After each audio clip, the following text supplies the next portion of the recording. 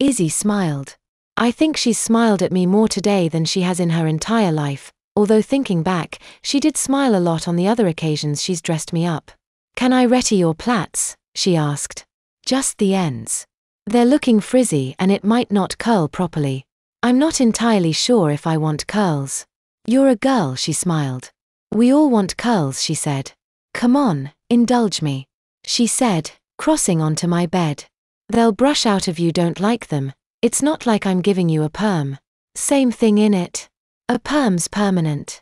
Ah, so that's why it's called a perm. I realized as she began faffing with my hair. One by one, she untied each of my 4 plaits just as far as my head and plaited them again, neatly and tight. I do like being pampered like this, I said, reminiscing back to Terry's house when they did my hair and makeup and nails. I guess that's one of the benefits of being a girl. When you're a girl you have to do your own hair and makeup. Izzy retorted. Every day, she added. Yeah, I guess, I said as she tugged and tightly plaited my hair. I suppose I've got it easy having you doing it all for me. You'll be doing your own makeup in the morning, she reminded me. I'll probably make a mess of it. I'll be showing you how, she said.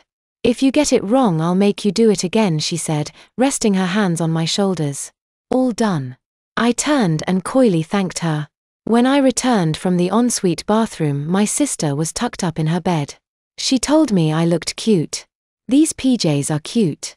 I'm not sure I am, I modestly replied as I pulled aside my duvet and slid inside the bed. See you in the morning, and thanks for tonight, it's been a blast. You're more than welcome, Matilda, she grinned. I drifted off to sleep with AC/DC riffs ringing in my ears. Tilda 000 tilde. Sleep well, was the first thing I heard after turning onto my back and peeling my eyes open. Isabel was already up and dressed. What time is it? I asked. Almost 9, she said. We've got to check out by 10:30. You'd best get yourself up and showered, she advised, adding that I must wear a shower cap because she really doesn't want my hair getting wet. I had a long hard look at myself as I brushed my teeth. Yesterday my skin looked smooth, healthy and even toned. Today it looks normal, slightly blotchy, and my chin is feeling ever so slightly stubbly. There's a trace of black eyeliner under my eyes which I could excuse by admitting to wearing eyeliner. Lots of guys of the rock persuasion do. I gave my face the closest shave before getting in the shower, donning the plastic cap as instructed. The shower gel my sister had left smelt of roses, and afterwards, so did I. You took your time, my sister said. I was having a shave, I said. She told me that I didn't have to shave my legs again, since I'd done them only yesterday. No, my face, I replied. It felt a bit stubbly. Oh yeah, she grinned. I forgot about that. She pointed out a pair of clean knickers and a bra on my bed. Like yesterday's, the knickers are of the control variety, only they're pink. I gulped. Girls like pink, my sister grinned.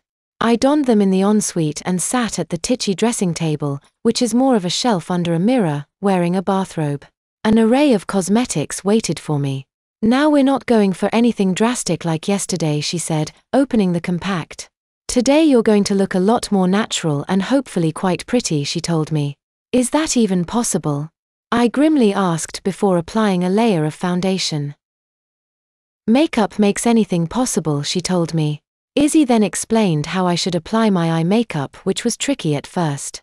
I failed a few times before I got my eyeliner right, and unlike yesterday, it was a very subtle application.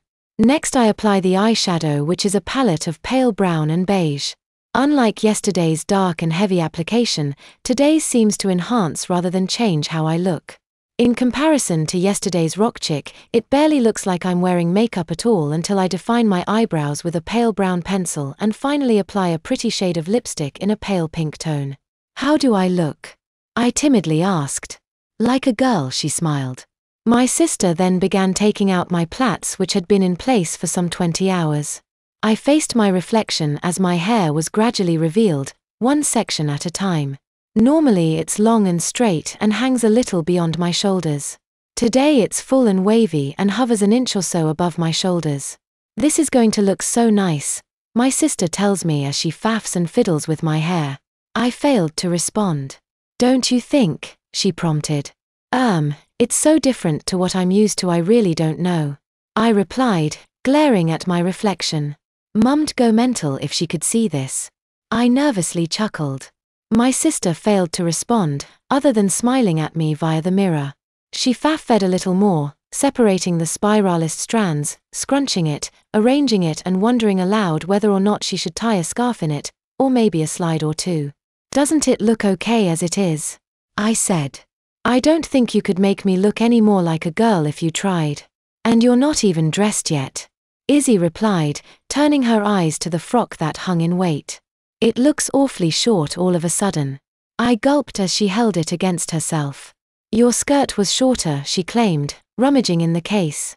Put these on first, she said, handing me a pair of thin nude tights. I think I'd have preferred thick black tights but kept this to myself. I pulled them carefully up my shins. Pulling on a pair of tights with painted nails is so weird, but it must be so normal for you, I said, observing how the honey tones nylon gave my pale hairless legs a sun-kissed hue. It's quite nice too, I added, enjoying how the nylon effortlessly slid over my calves.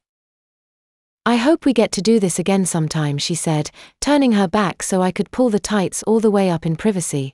She sent me to the bathroom to don the dress. I slid out of the bathrobe and looked down at my underwear. The big pink control knickers grip me from hip to waist. The unsightly bodice section of my tights obscures them a little. Today's bra isn't a perfect match, but it is pink and padded. I guess it's another of my sister's old ones from before she fully blossomed. I pull on the frock and smooth it over my hips. I looked down at myself and all of a sudden I understood why so many girls wear little ditzy dresses like this. It's comfy, it hangs well, it feels nice. I face the mirror and stare at myself. The dress, coupled with my frizzy curls and modest makeup, looks great, even on me. I take a breath and step out into the bedroom. Matty, you look ace, my sister exclaimed. Tilly. I corrected. Sorry. Tilly, she grinned. There's no point going to all this effort if you're just going to blow it by calling me by my real name, I told her. I know, but Matty can be short for Matilda just like Tilly is, she replied. That's why we chose it, remember? Yeah, I know. I conceded. I just prefer Tilly when I'm dressed like this. Fair enough. Tilly. Isabel grinned, glancing at her watch. Is it checkout time yet? I asked. You sound keen, she said. I'm crapping myself, I claimed.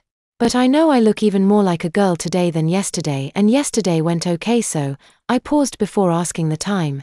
We've still got a good 40 minutes before our checkout time. Where did I put those boots? I mumbled, finding them by the side of my bed. I've got some shoes for you, my sister said, revealing a pair of dark burgundy suede ballet flats. And these, she added, opening a small suede handbag and removing a tiny plastic baggie. What are those? Magnetic earrings, she said, beckoning me to sit with her so she could fit them. The tiny fake diamond studs looked very convincing. You need this too, she said, handing me the bag. A handbag. I grimaced. She replied, dropping the lipstick, eyeliner, mascara, and foundation inside. It matches your shoes, she said as she handed it to me. Thanks. I bashfully replied, putting my phone in the bag. I slipped my feet into the footwear. I always wondered how these stay on, I said. Do they fit okay? She asked. They did. Thought they would, she smiled. You know it's only a matter of time before I put you in a pair of heels. Not today though. I hoped. No, she grinned. It did cross my mind though. I bet it did. I replied. Shall we give Kat and Terry a knock, she suggested, having packed the case. I guess. I said, feeling nervous all of a sudden.